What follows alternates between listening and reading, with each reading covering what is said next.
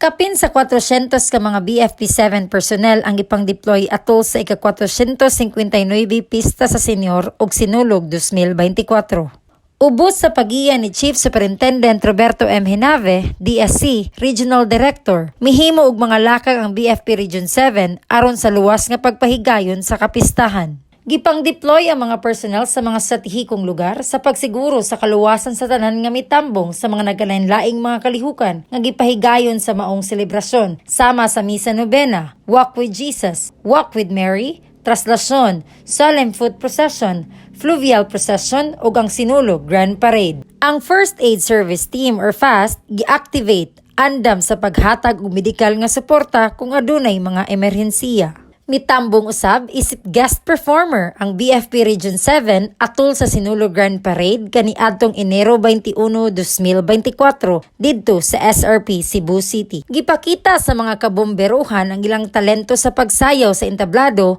ug sa kadalanan isip halad kang Senior Santo Niño, promosyon sa atong mandato sa bureau ug pagpalambo sa kahibalo mahitungod sa fire safety. Luwas nga napahigayon ang Sinulog Festival bisan pa man sa pagdagsa sa mga lokal ug langyaw nga mga tumatan-aw sa maong selebrasyon. Alang sa BFP TV, madasigon alang sa kaluwasan sa publiko. Kini si Fire Officer 1 Michelle A. Rosales.